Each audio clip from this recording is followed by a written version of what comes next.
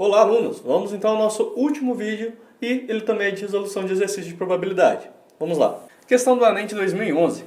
Todo o país passa pela primeira fase da campanha de vacinação contra a gripe suína H1N1. Segundo o médico infectologista do Instituto Emílio Ribas, de São Paulo, a imunização deve mudar no país a história da epidemia. Com uma vacina, de acordo com ele, o Brasil tem a chance de barrar uma tendência do crescimento da doença que já matou 17 mil no mundo.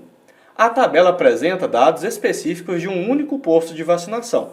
Então temos essa tabela, meninos. Campanha de vacinação contra a gripe suína, temos aqui a data das vacinações, o público-alvo e a quantidade de pessoas vacinadas para este posto de vacinação. Escolhendo-se aleatoriamente uma pessoa atendida nesse posto de vacinação, a probabilidade de ela ser portadora de doença crônica é. Então, vamos à nossa tabela. Eu tenho quantos casos favoráveis e quantos casos possíveis. Bem, nossos casos favoráveis são os portadores de doenças crônicas, que são 22. E quantos são nossos casos possíveis? Toda essa quantidade de pessoas vacinadas nesse posto. Então, vamos lá. Vamos dizer que o número de elementos dos nossos casos possíveis são a soma de todos esses atendidos no posto, que vai me dar um total de 200. E o número de elementos do nosso conjunto dos casos favoráveis é 22.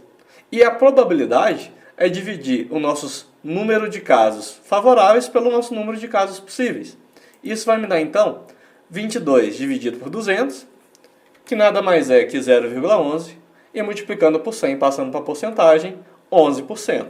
Mais um exercício. Numa escola com 1.200 alunos, foi realizada uma pesquisa sobre o conhecimento desses em duas línguas estrangeiras, inglês e espanhol. Nessa pesquisa, constatou-se que 600 alunos falam inglês, 500 alunos falam espanhol e 300 não falam qualquer um desses idiomas. Escolhendo-se um aluno dessa escola ao acaso e sabendo-se que ele não fala inglês, qual a probabilidade que esse aluno fale espanhol? Então veja bem, alunos, nessa escola falou para mim que eu tenho 1.200 alunos.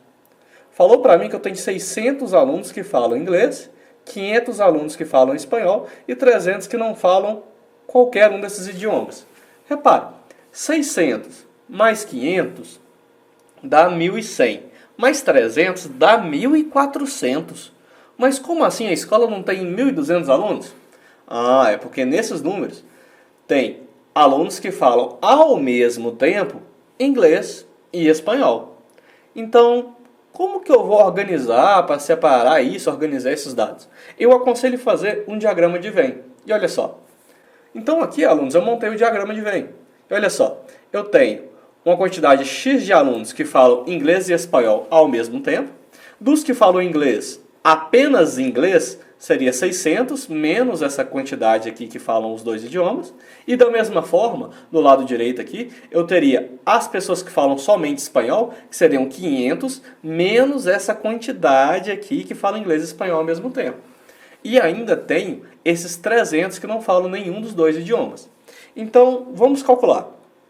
Se eu somar 600 menos x, que é essa quantidade, mais essa quantidade que fala inglês e espanhol ao mesmo tempo, mais essa quantidade aqui, mais esses 300, eu tenho que dar o meu total de alunos, que é 1.200. Então, menos x, sobra para mim menos x. 600 mais 500 mais 300, passo para a direita, subtraindo. Isso me dá então que menos x é menos 200. Multiplicando tudo por menos 1, tenho que x igual a 200. Então, só reorganizando aqui, meninas, para ficar bem claro, dos 600 que falam inglês, eu tenho que 400 falam somente inglês, 200 falam inglês e espanhol ao mesmo tempo, e 300 falam somente espanhol. Vamos chamar de A o conjunto dos alunos que falam espanhol. Então, o número de elementos de A são 500 alunos. Vamos chamar de B o conjunto dos alunos que não falam inglês. Pois bem, vamos voltar lá na tabela. Eu tenho quem que não fala inglês? Os 300 que falam somente espanhol e os 300 que não falam nenhum idioma. Então, o número de elementos de B, ou seja, o número de elementos, o número de alunos que não falam inglês são 600 alunos. 300 que não falam nenhum dos dois idiomas e 300 que falam somente espanhol. E quantos alunos não falam inglês e falam espanhol? Ou seja, quantos alunos existem na interseção do conjunto A e do conjunto B? Pois bem, vamos voltar lá na tabela. Não falam inglês, mas falam espanhol, são só esses 300 alunos aqui, ó. Então a interseção do conjunto A e do conjunto B tem 300 alunos, 300 elementos. E qual que é a probabilidade dessa interseção, né? Qual que é a probabilidade de termos aqui esse A inter B? Né? O nosso total de alunos são 1.200 alunos. E o número de elementos desse A inter B são 300 elementos. Logo, essa probabilidade é 300 em 1.200.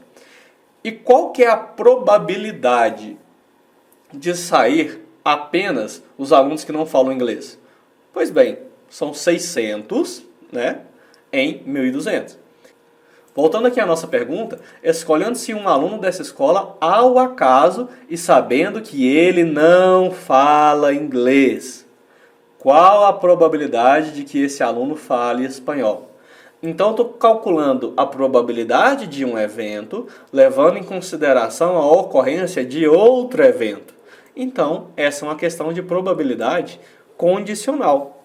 Então, vou fazer o seguinte. Então, a probabilidade condicional de A, levando em consideração que B já ocorreu, temos que é a probabilidade da interseção dividido pela probabilidade desse conjunto B.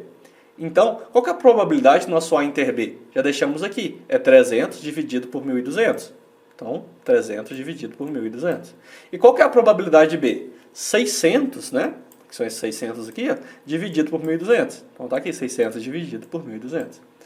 Já que eu tenho uma divisão por outra divisão, conservo a primeira vezes o inverso da segunda, eu anulo esses 1.200, ficando, então, apenas 300 dividido por 600.